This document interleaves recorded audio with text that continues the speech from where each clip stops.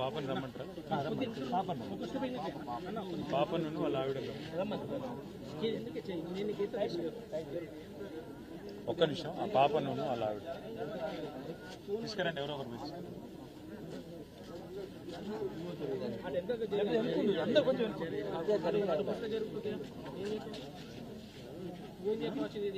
రాబిట్ట. వాళ్ళ వైఫ్ రాని అమ్మాయి ఇక్కడ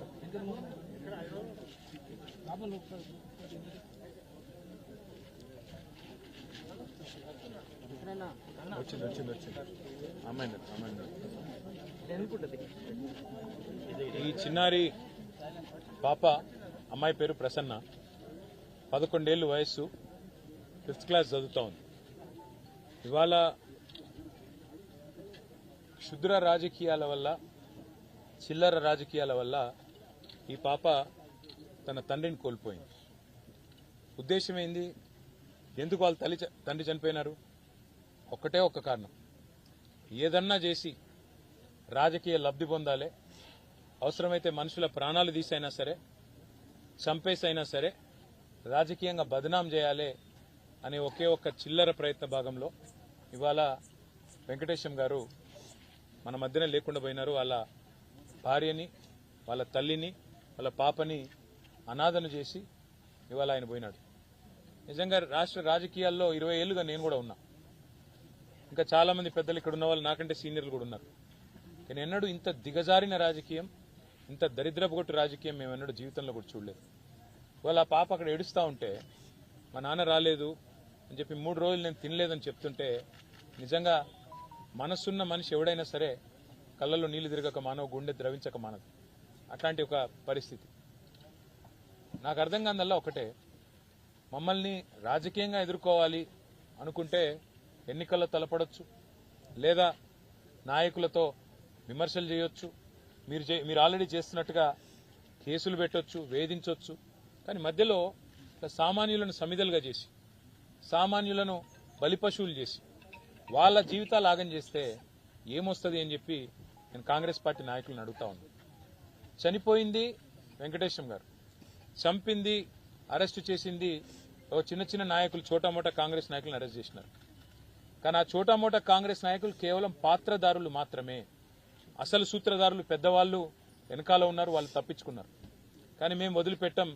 ఆ తల్లి కూడా మమ్మల్ని అడిగింది ఒకటే, వెంకటేశం గారి భార్య, అన్న న్యాయం జరిగేదాకా మాతో ఉండండి అన్నారు. అసలు కథ అంతా ఎక్కడ ప్రారంభమైందంటే, ఈ ఇల్లు మరి కొంత ఇబ్బందికరమైన పరిస్థితిలో ఉంది. కొత్త ఇల్లు శాంక్షన్ కావాలని చెప్పి కాంగ్రెస్ నాయకుల దగ్గర పోతే దానికోసం 4 రోజులుగా తిప్పించుకొని ఇవాళ ఈ పరిస్థితి తెచ్చినారు. అందుకే నేను ఇప్పుడే కలెక్టర్ గారికి మాట్లాడి చెప్పాను, ఒకవేళ మీరు ఇస్తారా ఇవ్వండి, లేదా మేము మా పార్టీ తరఫున ఇల్లు కట్టిస్తాము, మీరు అడ్డం రాకండి అని చెప్పినాను. రెండవది, ఒక 3 లక్షల రూపాయలు ఆ పాప మరి పెరిగిన తర్వాత, ఇప్పుడు 11 ఏళ్ళ పాపకి, మేజర్ అయిన తర్వాత 18 ఏళ్ల తర్వాత అది మెచ్యూర్ అయ్యేటట్టు ఒక 3 లక్షల రూపాయలు పాప పేరు మీద డిపాజిట్ కూడా చేశాం.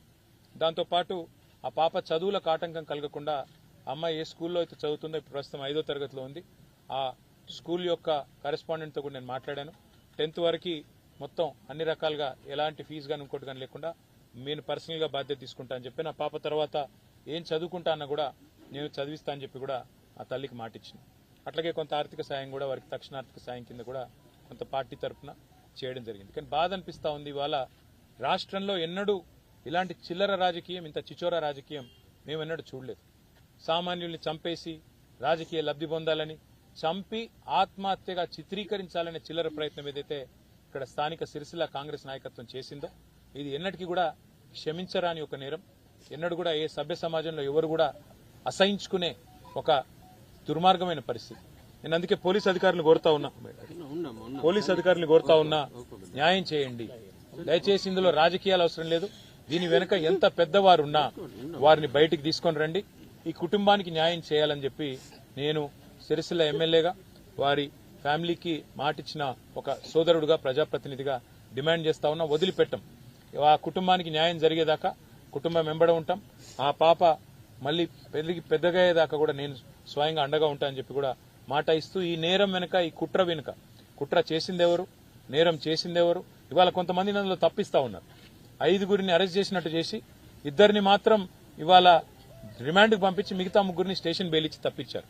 మరి ఇంత ఘోరమైన క్రైమ్ లో కూడా, ఒక మర్డర్ లో కూడా ఇవాళ ఈ రకంగా మరి అధికారులు వారిని కాపాడే ప్రయత్నం చేస్తా ఉన్నారంటే దీని వెనుక పెద్దవారి ఒత్తిళ్లు ఖచ్చితంగా ఉన్నాయి. అవి బయటికి రావాల్సిందే. వారికి న్యాయం జరిగేదాకా వదిలిపెట్టము, తప్పకుండా వెంబడబడతామని చెప్పి మళ్ళొకసారి తెలియజేస్తూ, మీడియా కూడా మరి నిన్న మొన్న ఈ విషయం వెలుగులోకి తీసుకురావడంలో చాలా సహకరించింది, వాస్తవాలు బయట పెట్టడంలో సహకరించింది. మీడియా మిత్రులకు కూడా వారికి ధన్యవాదాలు తెలియజేస్తూ, ఆ కుటుంబానికి మేమందరం కూడా సమిష్టిగా అండగా ఉంటామని మరొకసారి తెలియజేస్తాం. Thank you. జై కేటీఆర్.